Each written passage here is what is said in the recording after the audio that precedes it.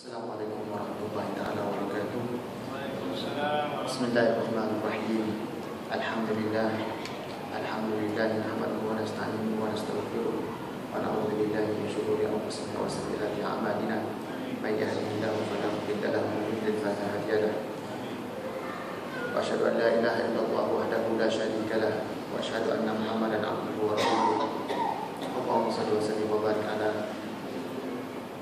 Sayyidina Muhammad wa ala alihi wa sahbihi wa man tabi'ahum bi ihsan ila yaumil din, amma ba'd. Bersyukur kita kepada Allah Subhanahu wa taala, kita dapat lagi bersama-sama dalam hadis ini. Kuliah Maghrib, membaca buku karangan Al-Imam Nawawi rahimahullah yang berjudul Al-Adhkar, zikir-zikir. InsyaAllah pada hari ini kita akan sambung semula apa yang kita telah baca sebelum ini. InsyaAllah saya sambung semula mengenai tajuk mengenai pembahagian hadis-hadis, hadis yang diterima dan juga hadis yang ditolak. Seperti mana yang saya sebutkan, bahawa hadis yang diterima itu ada dua, hadis sahih dan juga hadis hasan. Saya ulang lagi. Hadis yang tidak diterima dipanggil hadis dhaif. Walau bagaimanapun, walau macam mana bentuk pun dipanggil hadis dhaif. Tak kira macam mana bentuk pun. Hatta sekalipun hadis itu dikatakan hadis yang dibuat ataupun dipalsukan, dipanggil juga hadis dhaif. Tetapi hadis yang dipalsukan itu adalah serendah-rendah hadis yang tidak boleh kita pakai dan kita berguna sama sekali. Jadi hadis sahih saya telah ceritakan pada kuliah yang lalu, bahawa begitu susah para ulama untuk menapis hadis-hadis yang diriwayatkan daripada orang lain. Oleh itu kita lihat Al-Imam Al-Bukhari ataupun dipanggil Amirul Mu'minin, Amirul Muhaddithin, ketua bagi ahli-ahli hadis ini, sangat memilih dalam menerimakan hadis-hadis yang sahih, seperti mana yang saya sebutkan pada kuliah yang lalu.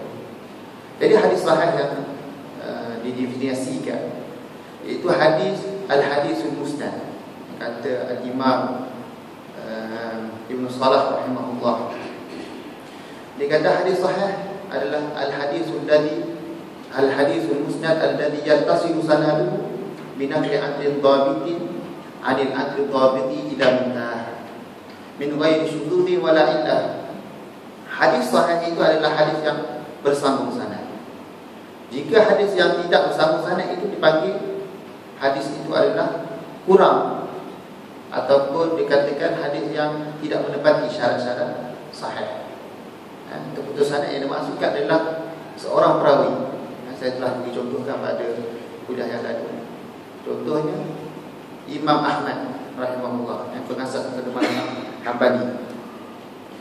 Tok guru dia adalah Imam Asy-Syafi'i rahimahullah. Dan tok guru Imam Syafi'i adalah Imam Malik rahimahullah. Tok guru pada Imam Malik, salah seorang adalah yang terkenal adalah Imam Nafi'. Dan tok guru pada Imam Nafi' adalah Ibnu Umar, Abdullah Ibnu Umar. Dan Abdullah Ibnu Umar merupakan seorang sahabat, dan ayah dia juga adalah seorang sahabat, iaitu Umar bin Khattab radhiyallahu anhu. Jadi sanad-sanad perawi-perawi yang disebutkan tadi, daripada Ahmad, daripada Syafi'i, daripada Malik, daripada Nafi', daripada Ibnu Umar, dan diriwayatkan daripada Rasulullah sallallahu alaihi wasallam. Hadis itu bersambung sanad ataupun bersambung perawi-perawi dia. Itu dikatakan hadis yang bersambung. Yang dikatakan tidak bersambung itu seperti mana Imam Ahmad berkata, qala Rasulullah sallallahu alaihi wasallam. Dia tidak menggunakan sanad tadi. Tidak mengatakan bahawa hadis ini daripada Imam Syafi'i, daripada Malik, daripada Nafi', daripada Ibnu Umar. Dia terus berkata kepada Rasulullah, qala Rasulullah sallallahu alaihi wasallam kada wa kada. maka hadis ini dipanggil terputus sanad. Jadi hadis yang terputus tidak dikatakan sebagai hadis yang diterima ataupun tidak dikatakan sebagai hadis sahih. Ini salah satu daripada bentuk terputus. Dia panggil hadisul mu'allaq. Macam-macam jenis terputus. Ulama bahas tentang berbagai-bagai jenis. Ada juga hadis yang terputus dua sanad, dua perawi. Contohnya Imam Ahmad meriwayatkan daripada Ibnu Umar. Tiga orang daripada Imam Malik, Ibnu Umar. Dia putuskan, maksud dia buang Imam Malik, Imam Syafi'i, tunggu dia, dan juga tunggu buat Imam Syafi'i itu Imam Malik. Dia kata qala Ibnu Umar ataupun Ali bin Umar radhiyallahu anhu an Nabi sallallahu alaihi wasallam. Maka hadis ini juga dipanggil hadis yang terputus, dipanggil sebagai hadisul munqati' ataupun hadisul mu'dhal. Ini pembahagian hadis. Hadis yang terputus saja dah macam-macam jenis. Ada yang kalau terputus secara kisah macam-macam itu dipanggil hadis itu adalah hadis al-munqati'. Ada lagi satu jenis lagi, dia panggil hadisul mursal. Hadis mursal adalah seorang tabi'i meriwayatkan terus kepada Rasulullah. Tabi'i tidak melihat Rasulullah, tidak pernah berjumpa dengan Rasulullah, kerana dia bukan sahabat. Maka hadis yang diriwayatkan oleh tabi'i kepada Rasulullah sallallahu alaihi wasallam dipanggil hadisul al-mursal. Ini pembahagian jenis-jenis bentuk hadis terputus. Dan hadis mursal ini juga tidak diterima sebagai hadis sahih dan tidak diterima pakai kerana termasuk dalam hadis-hadis yang dhaif. Ulama membincangkan masalah terputus begitu banyak, sehingga kan yang terputus ini tidak dikenali, tidak payah untuk dikesan. Kerana apa? Terkadang tu seorang perawi itu duduk sekali sezaman, dia meriwayatkan di antara satu sama lain. Okey, berhenti untuk azan saja. Di mana saya sebutkan bahawa di antara salah satu daripada hadis-hadis yang terputus itu adalah dinamakan sebagai hadis mursal, iaitu hadis yang diangkat oleh seorang tabi'i kepada Rasulullah tanpa menyebut seorang sahabat.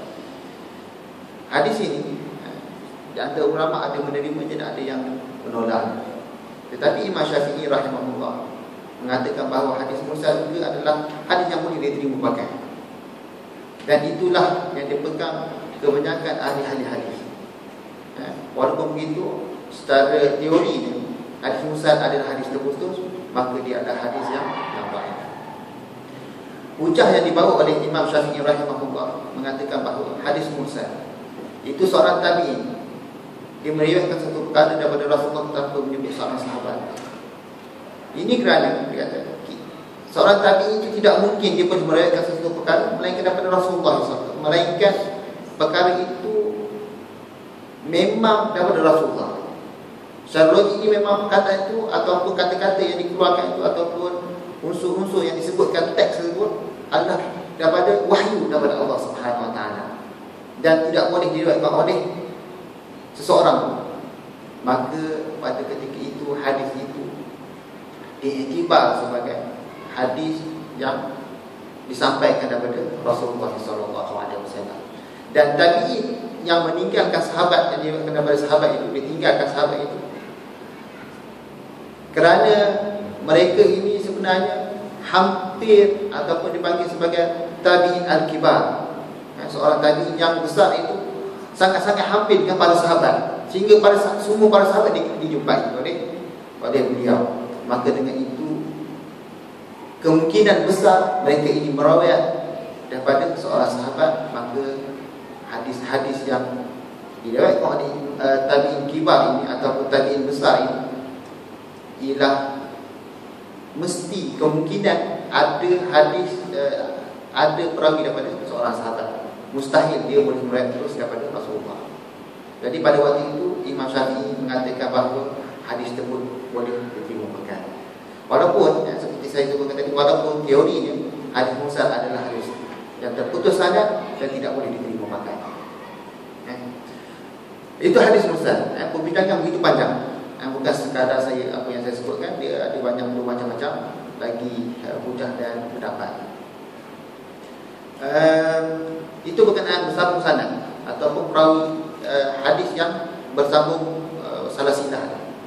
Kemudian hadis yang syarat kedua adalah hadis itu tidak diriwayatkan oleh seorang yang thiqah. Seorang thiqah mempunyai sifat adil dan juga sifat ketelitian dalam menerima satu hadis, sama ada dia hafal ataupun dia tulis semula hadis tersebut. Ketepatan yang yang diriwayatkan daripada orang yang diambil itu dipanggil seorang yang dhabit. Dan kepercayaan yang diberi kepada mereka ini kerana keadilan dan juga ketepatan yang diambil daripada seorang perawi tersebut, maka digelar sebagai thiqah. Jadi seorang yang thiqah itu adalah orang yang dipercayai dan boleh diambil riwayatnya. Dan syarat yang tadi, syarat kedua dan syarat ketiga dan syarat keempat, iaitu adil dan juga teliti. Kemudian syarat yang seterusnya dia panggil min ghairi shududin wala illah, ila muntaha, masih ke akhir sanad. Min ghairi shududin wala illah, tanpa hadis itu mempunyai hadis yang syadz dan juga hadis yang mempunyai illah. Apa yang dikatakan sebagai syadz? Syadz adalah hadis yang diriwayatkan oleh perawi yang thiqah, tetapi teks dia berlawanan dengan apa yang orang yang lebih thiqah daripada dia, maka hadis itu digelar sebagai hadis syadz, berlawanan. Walaupun dia thiqah, dia percaya dia itu ada sifat keadilan, sifat adil, dan dia punya sifat ketelitian, tetapi pada waktu yang sama jika dia bertentangan dengan orang yang lebih thiqah daripada dia, maka hadis itu dipanggil sebagai hadis syadz, dan hadis itu jatuh sedikit daripada menjadi hadis sahih.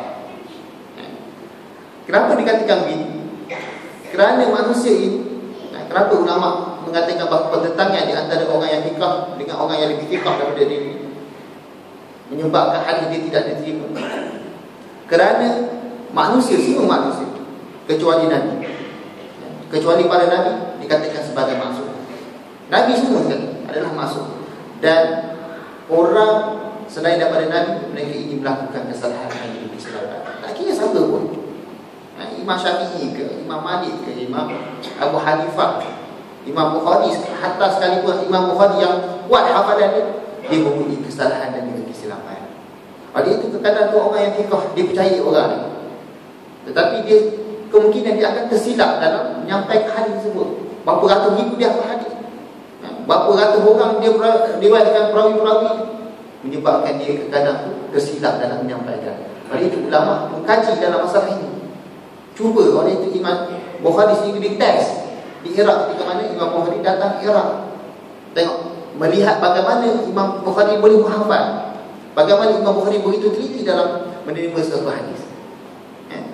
Begitu telitinya para ulama dalam menerima sebuah hadis sahih, begitu tinggi. Walaupun orang itu thiqah dah, tetapi orang itu kalau jika teks dia yang dihafal itu bertentangan dengan orang yang lebih thiqah daripada dia, maka hadis dia pun jatuh, tidak menjadi seperti hadis sahih. Iaitu syadz, sifat hadis yang syadz. Yang kedua, sifat kedua adalah illah. Illah dikatakan dalam bahasa dikatakan sebagai sakit, hadis yang sakit.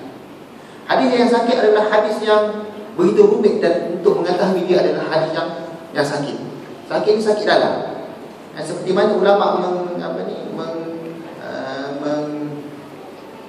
membuat perumpamaan, dia kata sebagaimana seorang yang seorang tukang emas mengenali emas yang tulen, ataupun orang yang tahu bagaimana mengenali berlian yang tulen, mengenali sesuatu perkara yang benda yang tulen. Kalau ditanya kepada dia, bagaimana kamu mengenali bahawa emas itu tulen ataupun berlian itu tulen, maka mereka tidak dapat menjawab dengan perkataan-perkataan. Oleh itu hadis sahih ini hanya orang-orang yang pakar dalam hadis, orang yang menghafal beratus-ratus ribu hadis, baru dia tahu bahawa hadis ini sama ada dia sahih atau tidak. Dia baca, dia tahu dah hadis ini mungkin salah ni. Dia dengar je dia tahu dah. Dia dengar je dia tahu ni ada masalah ni dalam riwayat dia. Ini hadisnya ada kekurangan sikit. Begitulah seperti mana seorang tukang emas ni mengenali bahawa emas itu adalah tulen, ataupun berlian itu adalah yang tulen. Seperti uang kertas, dia tengok uang kertas ni adalah tulen atau tidak. Begitu juga seorang pakar hadis mengenali bahawa hadis itu adalah hadis sahih, maka mengenali hadis yang sahih itu daripada sakit-sakit yang kita tidak kenali ini, dipanggil hadis itu sebagai hadis al-mu'allal ataupun hadis yang ada sakit. Inilah syarat hadis sahih yang perlu kita ketahui, iaitu ada 5. Bersama sanad, diriwayatkan orang yang thiqah, iaitu sifat adil dan juga ketelitian. Seterusnya, hadis itu hendaklah bukan tergolong dalam hadis yang syadz, iaitu pertentangan di antara orang yang thiqah dengan orang yang lebih thiqah daripada dia. Dan seterusnya, hadis itu dikatakan penyakit jauh daripada sakit atau dipanggil illah. Itu hadis sahih. Kemudian dia hadis hasan. Apa dia hadis hasan? Hadis hasan adalah hadis yang kurang sikit daripada hadis sahih. Itu masalah dalam ketelitian orang yang thiqah tadi dalam meriwayatkan hadis. Jika seorang ahli hadis itu dia meriwayatkan satu hadis, dia kadang dia terlupa atau kadang tu dia tersilap, maka orang seperti ini dipanggil perawi-perawi ini adalah perawi-perawi hasan. Dia dikuatkan menjadi hasan, dia boleh menjadi sahih disebabkan hadis-hadis yang sahih menguatkan hadis-hadis yang diriwayatkan oleh mereka ini. Oleh itu kata Imam Suyuti rahimahullah, wal hasan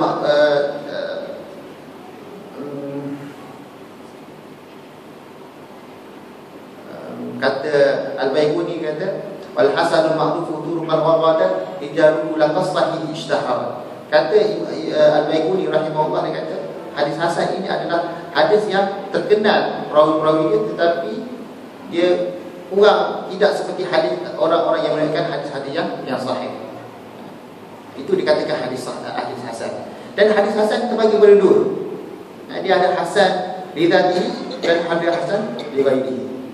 Hasan li dzatihi adalah disebabkan perawi itu memang rendah.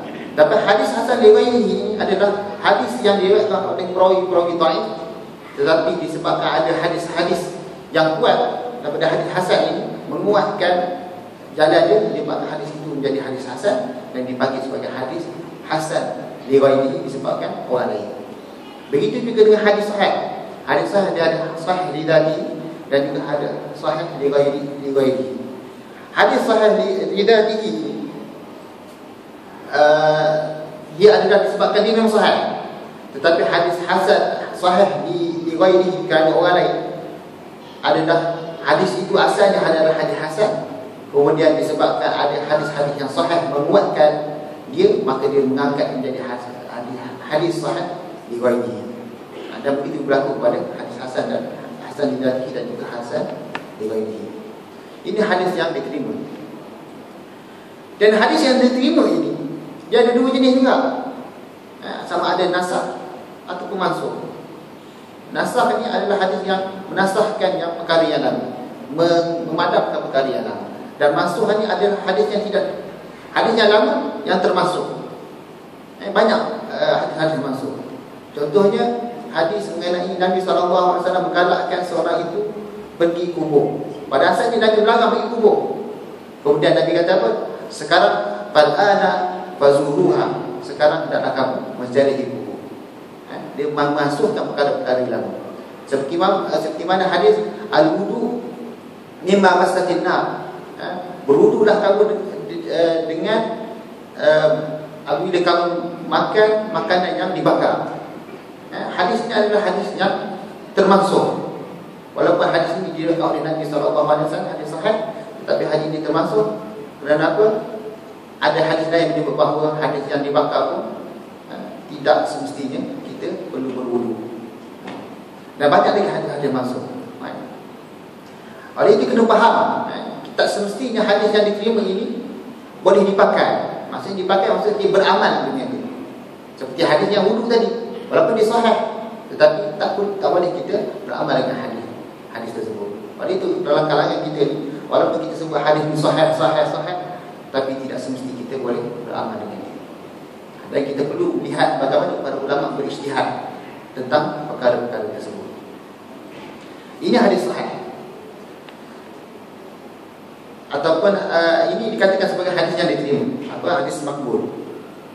Kemudian hadis dhaif. Hadis dhaif ini berpuluh-puluh dipunya pecahannya. Di antara yang ringan ni adalah hadis yang terputus sanad ataupun terputus perawi dia, salah silap dia. Seperti mana saya sebutkan dalam syarat-syarat sahih tadi. Dan juga hadis yang diriwayatkan oleh orang-orang yang majhul, orang yang tidak dikenali. Diriwayatkan oleh orang-orang yang dikatakan sebagai ahli bidah dari sudut akidah ataupun biasa dari sudut akidah, seperti Syiah, Mu'tazilah dan juga Khawarij dan sebagainya. Hadis-hadis mereka ini dikatakan hadis-hadis yang dhaif kerana mereka itu tidak dipercayai, fiqh hilang. Apa dia punya sifat adil itu hilang. Dan yang paling teruk sekali, hadis dhaif yang paling teruk sekali, apabila disebut sebagai hadis al-maudhu', hadis yang diriwayatkan oleh orang penipu, ataupun diriwayatkan oleh al-kadzdzab ataupun ad-dajjal. Kalau nak menyebutkan sebagai, contohnya Imam Bukhari menyebut dajjal, orang ni mau pemalsu hadis Nabi SAW. Jadi hadis daripada mereka ini adalah hadis dikatakan sebagai hadis maudhu', dan kita tidak boleh menerima hadis tersebut sekalipun kita boleh guna langsung. Keduanya, peringkat rendah sikit daripada yang maudhu' tadi, dia ada hadis dipanggil hadisul munkar. Hadis munkar ini dia bukan diriwayatkan oleh orang yang menipu, tetapi diriwayatkan oleh orang yang disyaki bahawa dia menipu juga. Disyaki dia menipu. Kenapa? Disebabkan dia banyak meriwayat daripada orang-orang yang menipu, maka hadis dia dipanggil sebagai hadis munkar dan dia digelar sebagai orang yang menipu juga. Tapi bukan dia orang menipu, dia buat hadis, tapi dia disebabkan riwayat daripada orang-orang yang menipu tadi, dia panggil sebagai hadis itu adalah hadis yang munkar. Dan hadis ini juga tidak boleh dipakai sama sekali. Inilah antara hadis-hadis yang tak boleh bekal. Apabila disebut dalam hadis maudhu' ataupun hadis munkar, maka janganlah kita terima hadis tersebut. Jangan sama sekali. Banyak lagi hadis sahih yang kita boleh terima, banyak lagi hadis-hadis yang hasan yang kita boleh terima. Jadi kita perlu berhati-hatilah disebut dalam hadis itu hadis maudhu', hadis munkar. Biasa disebut hadis maudhu'. Tapi hadis dhaif ni, walaupun hadis yang paling jelas kena maudhu' dan juga hadis munkar, dia macam-macam pecahan tadi. Pecahan-pecahan tadi, oleh itu ulama menyebutkan bahawa hadis dhaif ini boleh diterima dengan syarat-syarat tertentu. Imam Ibn Hajar meletakkan beberapa syarat, tetapi syarat yang diletakkan itu sebenarnya, hadis itu sebenarnya telah menjadi hadis hasan riwayat sebenarnya. Kerana hadis-hadis yang sahih ataupun hadis hasan itu mengangkat darjat dhaif tadi kepada hasan tadi. Hasan riwayat mengangkat dia menjadi hadis hasan, tidak lagi dia menjadi hadis dhaif. Oleh itu dalam masalah kita dalam fadhailul amal, ulama menyebut bahawa adakah hadis itu boleh diterima dalam fadhailul amal, fadilah fadilah amal, maka inilah jawapan yang dijawab oleh Ibn Hajar. Mestilah di antaranya dalam hadis itu ada usulnya dalam hadis-hadis sahih dan juga hadis-hadis hasan. Jika tidak ada usul daripada hadis-hadis berikut, maka hadis itu tidak boleh diterima. Seakan-akan hadis tadi mengangkat darjat. Jika dia sama usul dia atau pendasar dia dalam hadis sahih itu ada, maka dia boleh diangkat sebagai hadis yang diterima dan dia boleh diterima pakai dalam fadilat amal. Inilah yang dikatakan seberingkas tentang istilah dalam hadis yang kita perlu tahu dan kita nak baca buku hadis. Jadi kita perlu tahu lah apa itu hadis sahih, apa itu hadis hasan dan juga hadis dhaif, ada hadis maudhu' dan juga hadis munkar dan sebagainya. Jadi dalam ni kata Imam Nawawi rahimahullah, dia kata dari kitab-kitab hadis, dia kata seperti itu saya tidak menukilkan dari kitab-kitab musnad kecuali hanya sedikit sekali. Dari kitab-kitab hadis yang menunjukkan sekalipun saya tidak menukilkan hadis yang dhaif kecuali hanya sedikit dengan disertai penjelasan ihwal kedhaifan. Tengok bagaimana Imam Nawawi, dia ambil hadis dhaif, dia kata saya tidak akan ambil hadis dhaif, tapi kalau saya ambil dhaif pun saya akan jelaskan. Penjelasan itu menunjukkan bahawa dia ada asalnya. Penjelasan tersebut menunjukkan adanya dasar daripada hadis-hadis sahih dan juga hadis hasan, dan juga ada dalam kaedah-kaedah fiqh, maka dia boleh diterima pakai. Oleh itu dikatakan disertai dengan penjelasan ihwal kedhaifan. Dia uji juga tentang kedhaifan. Apa dhaif dia? Kalau dhaif seperti itu putus sanad ataupun dia adalah seorang yang majhul, tidak dikenali, masih lagi boleh bertolak ansur, ataupun seorang ahli bid'ah. Dan masuk ahli bid'ah dari sudut akidah, seperti Mu'tazilah, Syiah, adakah kita boleh mengambil daripada dia atau tidak? Itu baru ulama bincang itu panjang tentang ahli bid'ah. Imam Syafi'i sendiri meriwayatkan daripada Mu'tazilah, daripada ahli Syiah. Tetapi bagaimana Imam Syafi'i menapis hadis-hadis ini daripada mereka-mereka yang digelar sebagai ahli bid'ah ini.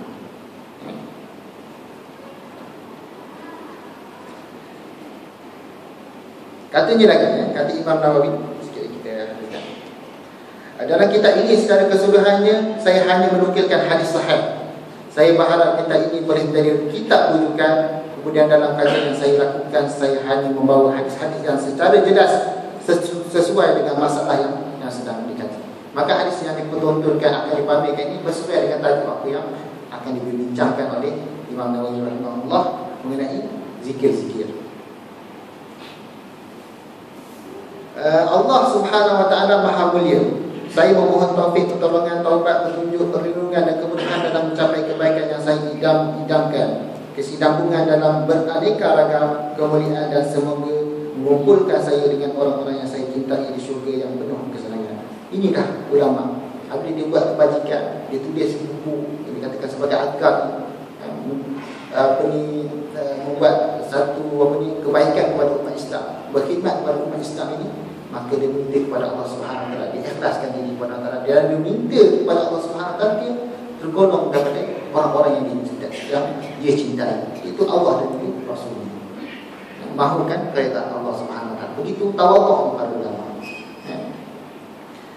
Cukuplah Allah bagi saya dan dia adalah sebaik-baik penolong.